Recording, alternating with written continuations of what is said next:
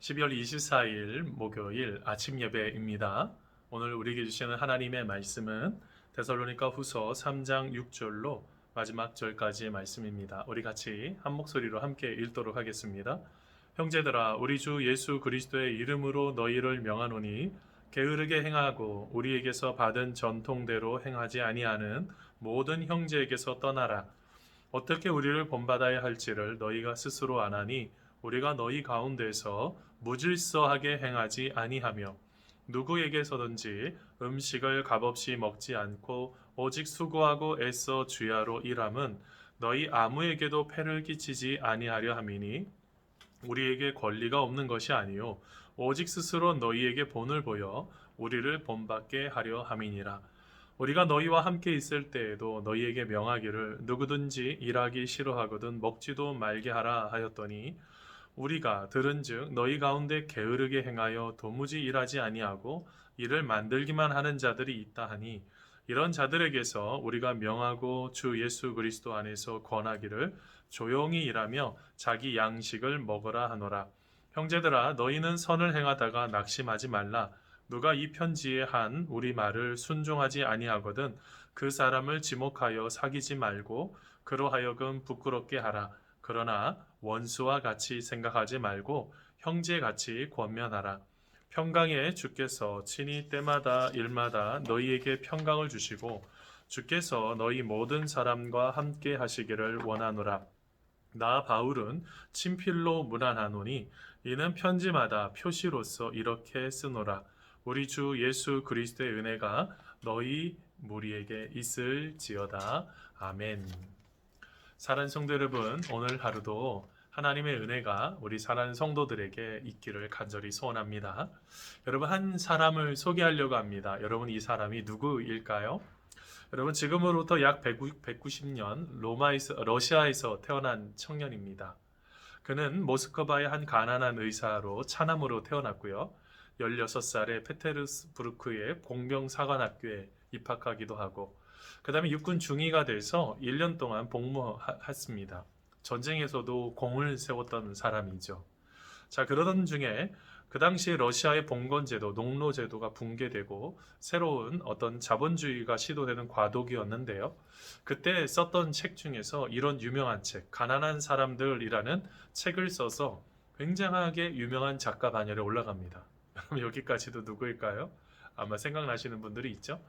자, 그러다가 여러분 26살에 공산주의 사회주의자가 되기 시작했어요. 그 모임이 페트라 셰프스키라는 모임이었는데요. 그 모임에 참여했다가 여러분 니콜라이 1세 황제가 33명의 사람들을 체포합니다. 그때 갇히게 되죠. 왜 그랬냐면 그 당시에 금서가 있었습니다. 읽지 말아야 되는 책 중에 고골에게 보내는 편지를 낭독을 했습니다. 인간의 존엄성에 대한 이야기죠. 그때 그것이 이제 밝혀지면서 어떻게 됐을까요? 사형 직전까지 가게 됩니다. 사형 직전까지 가다가 그는 나머지 시간 5분이 주어졌을 때 3분은 가족과 친구들을 생각하며 감사하게 보냈고요. 나머지 2분은 삶에 대한 후회로 눈물을 흘리면서 이렇게 고백했다고 합니다. 만약 내게 생명이 주어진다면 보람있게 살 텐데 내 인생이 이렇게 끝나더니 하면서 그의 인생을 이제 마지막으로 눈을 감고 있었겠죠. 근데 한 병사가 와서 어떻게 합니까? 살아나게 되죠. 그 뒤에요, 이제 4년간 감옥살이하고 5년 동안 이제 사병으로 근무하게 되는데요. 그가 5년 이제 특별히 이제 강제 징집을 당했을 때 간질병으로 고통해서 죽을 뻔했습니다. 근데 그거에 특별히 이제 시베리아 감옥에서 있었던 그 고통, 그것을 기록한 책이 죽음의 집의 기록이라는 책인데요. 거기 보면 그가 그때부터 하나님에 대한 절대자에 대한 관심을 갖게 돼서 이렇게 기록을 합니다. 나는 예수 그리스도가 없는 인간의 삶과 행복을 상상할 수 없다. 세상에 아무리 좋은 부귀와 진리가 있더라도 신앙이 위배된다면 예수님의 편에 설 것이다 라는 말을 합니다. 여러분, 이게 누구일까요? 한마디로 하면 러시아의 리얼리즘, 사실주의를 대변하는 바로 도스토옙스키입니다. 여러분, 그가 쓴 그 뒤에 죄와 벌이라는 책뿐만 아니라 여러분 까라마조프의 형제들이라는 책도 그러하고 여러분 굉장히 어떻게 보면 사실주의적인 그런 것들을 표현했던 사람이죠. 여러분, 그는 힘들고 고통하는 가운데 누구를 만났어요? 하나님을 만났습니다. 여러분 우리들도 하나님을 만나는 우리가 되기를 바랍니다. 참 힘들고 어려운 이 시대에 우리와 함께 하시는 그 주님, 그 주님을 기억하면서 믿음으로 감사함으로 나아가는 우리가 되기를 간절히 소원합니다. 여러분 오늘 말씀에 보면 우리가 믿음 생활하면서 좀 몇 가지 좀 기억하고 있으면 좋은 것들이 몇 가지가 나타나는데요. 먼저로 첫 번째에 대한 부분은 여러분 오늘 말씀 6절에 보니까 이게 떠나라 라는 이야기가 나옵니다. 누구에게서 떠나야 될까요? 하나님 안에서 건강한 삶을 건강하게 모든 것들을 알려주는 그런 분들이 우리 주변에도 많이 있습니다. 그런데 그렇지 않고 규모 없이 하는 사람들이 있는 거죠. 여러분 오늘 말씀 6절 말씀 보세요. 형제들아 우리 주 예수 그리스도의 이름으로 너희를 명하노니 규모 없이 행하고 우리에게 받은 유전대로 행하지 아니하는 모든 형제에게서 떠나라 라고 말씀하고 있습니다. 여러분 왜 떠나라고 했을까요? 규모 없이 행한다는 게 뭡니까? 어떤 질서가 있는 것이죠. 영적인 질서도 있습니다. 우리가 무엇인가를 건강하게 풀어내는 그런 질서가 있습니다. 하나님은 질서의 하나님이세요. 무질서의 하나님이 아니시죠? 근데 어떤 분들이 자꾸 생겼어요. 자꾸 규모 없이 행하는 거예요. 그러면서 그걸로 끝나지 않고 어떻게 해요? 우리에게 받은 유전대로 행하지 아니하는 사람들이 있어요. 좋은 신앙의 전통이 있습니다. 교회마다요, 약간 독특한 문화들이 있어요. 그런 부분들을, 그런 좋은 전통이 있는데 그 전통을 어떻게 했어요? 그것을 온전하게 따라가지 못했던 것입니다. 그러다 보니 이것이 쌓이고 쌓이다가 나중에 어떻게 돼버린 것입니까? 그것이 도리어 악한 영향을 끼치고 있는 것들이 있어요. 저희가 내년도에 이제 목표 중에서 몇 가지가 좀 있죠. 내년의 전체적인 주제는 주여 이제 회복하게 하소서입니다. 우리 안에 회복을 허락해 주시는 하나님의 놀라우신 손길을 우리가 경험하려고 하는 부분이 있는데요. 그건 외에 목표가 5가지가 있습니다. 나중에 하나씩 이제 주일날 말씀 나누겠지만 여러분 그 중에서 하나가 뭐냐면 상식이 통하는 교회라는 거예요. 우리 교회는 상식이 좀 통했으면 좋겠습니다. 그리고 더 하나님께서 원하시는 그 길들로 생각하는 믿음의 상식이 통하는 사람들이 되었으면 좋겠습니다. 여러분 우리가 무엇인가를 경험했을 때 아니 왜 그랬을까를 먼저 생각해 봐야 되잖아요. 무엇인가가 말을 할 때요 굉장히 조심하셔야 돼요. 우리가 어떤 때는요 그것이 맞는지를 확인도 안 하고 그냥 받아들이는 분들이 있어요. 뭐가 문제가 생기는 거죠. 영적으로 허물어져 버리는 문제가 생겨버립니다. 여러분 그래서 오늘 말씀에 뭐 하라고 그래요? 그런 부분들 잘못된 어떻게 보면 사람의 몸으로 표현하면 암덩어리와 같은 것일 수도 있어요. 잘못하면 우리가 그냥 내버려 뒀다가는 나중에 심각한 문제가 생기죠. 하나님의 교회가 나의 가정이 나의 삶이 깨어져 버리는 문제가 생겨버립니다. 여러분 하나님 안에서 내가 어떻게 살아가고 있는지를 점검하시고 하나님의 기뻐하심을 따라 나아가는 우리가 되기를 간절히 소원합니다. 여러분 두 번째로 오늘 말씀의 7절에서 12절까지 쭉 말씀을 보면 어떻게 하라고 할까요? 하나님은요 자기 양식을 위해서 최선을 다해서 살라고 말씀하고 있는 것입니다. 요즘 참 쉽지는 않은 말씀인데요. 먼저 8절 말씀 보세요. 누구에게서든지 양식을 값없이 먹지 않고 오직 수고하고 애써 주야로 일함은 너희 아무에게도 누를 끼치지 아니하려 함이니 라고 표현합니다. 10절에도 우리가 너희와 함께 있을 때에도 너희에게 명하기를 누구든지 일하기 싫어하거든 먹지도 말게 하라 하였더니 12절입니다. 이런 자들에게서 우리가 명하고 주 예수 그리스도 안에서 권하기를 종용히 일하여 자기 양식을 먹으라 하노라. 아멘. 그럼 오늘 말씀의 공통점이 뭘까요? 내가 최선을 다해서 내가 해야 되는 부분들이 있다는 거예요. 하나님은 우리가 할 수 없는 것을 하라고 하면서 너 왜 그거 못해? 라고 말씀하시는 분은 아니세요.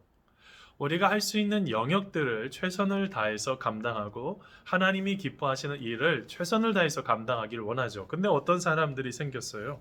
그냥 수고도 하지 않고 주야로 아무 일도 하지 않으면서 그냥 편안하게 먹고 사는, 특별히 교회에 큰 짐덩어리가 되는 문제가 생겼어요.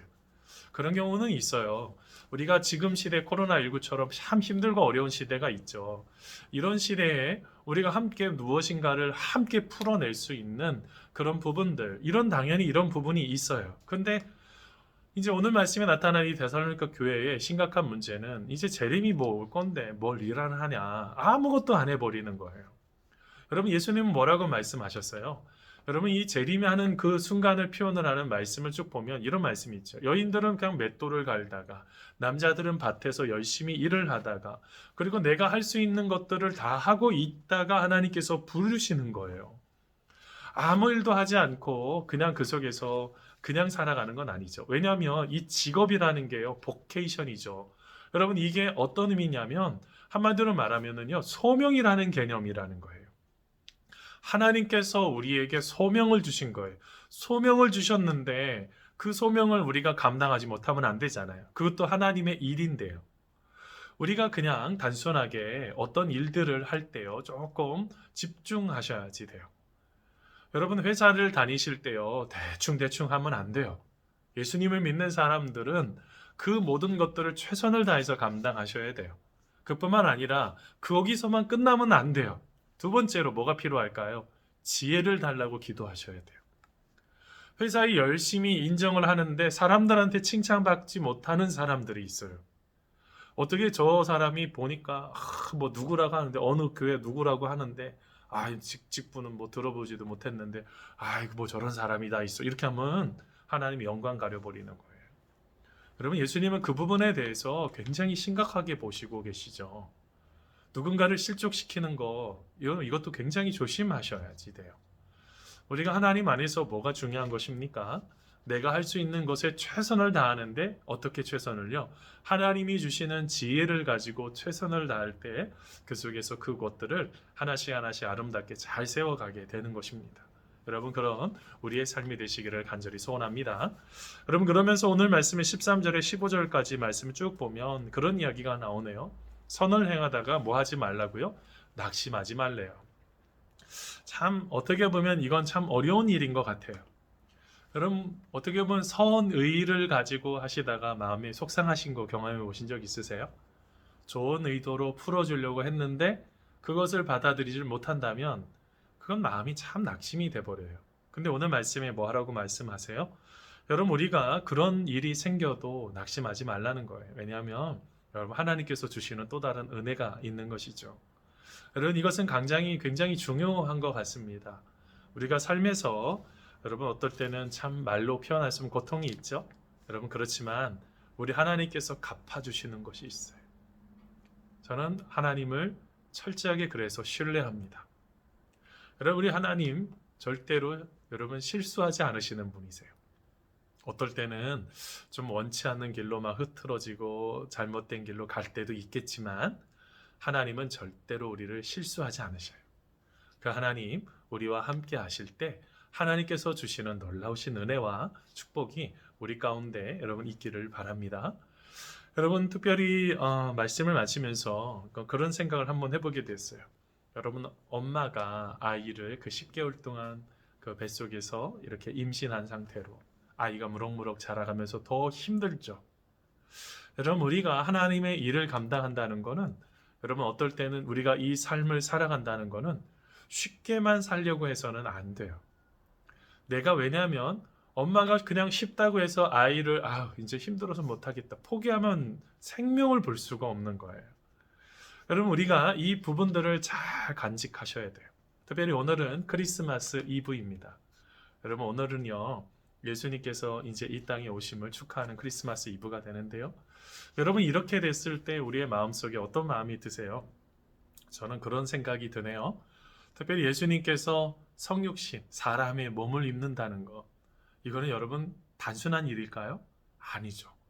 하늘 보좌를 포기하시고 이 땅에 우리의 인간의 몸을 입고 구유로 오신 바로 예수님, 바로 그 예수님을 우리가 기억해야 되겠습니다. 오늘 하루 우리가 주님 안에서 아름답게 우리의 삶을, 우리의 신앙을 다시 한번 세워가는 우리 모두가 다 되기를 간절히 소원합니다. 특별히 사랑하는 성도 여러분, 내일은 이제 아침 예배를 이제 11시에 성탄절 예배로 드리려고 합니다. 각 교회 학교에서 우리 아이들 열심을 다해서 또한 준비하고 또 각 가정에서 준비한 것으로 우리가 함께 예배하겠지만, 특별히 우리가 온라인으로 예배 드리지 못하지만 여러분, 그 속에서 우리 주님의 오심을 기다리고 주님과 함께 오늘 하루를 아름답게 잘 세워내는 믿음의 귀한 분들 다 되시기를 간절히 소원합니다. 우리 같이 기도하시겠습니다. 하나님 아버지, 하나님의 은혜 가운데 거하는 우리의 삶으로 이끌어 주실 주님을 찬양합니다. 하나님, 우리 안에 믿음을 더하시고 하나님의 계획하심을 따라 우리가 지혜 주시는 지혜를 가지고 최선을 다해서 살도록 하시고, 하나님을 향해서 한 걸음 한 걸음 감사함으로 믿음으로 나아가는 우리의 삶이 될 수 있도록 주님께서 함께하여 주시옵소서. 하나님, 우리가 하나님의 계획하심 속에 나아갑니다. 세밀하게 간섭하시고 오늘 하루도 우리 주님의 오심을 기다리는 귀한 날, 축복의 날이 될 수 있도록 오늘 성탄절 이브를 축복하여 주시옵소서. 오늘 하루도 주님과 함께 걸어가기를 소원하오며 예수님의 이름으로 기도하옵나이다. 아멘. 사랑하는 성도 여러분, 이제 성탄절이 이제 내일인데요. 내일 11시에 여러분 함께 온라인으로 우리 또한 뵈면서 함께 예배하시고 함께 하나님을 알아가는 그런 시간 되기를 바랍니다. 같이 기도하겠습니다. 하나님, 오늘 하루 주님과 함께 살아가기를 원합니다. 지혜 주시고 능력 더하여 주시옵소서.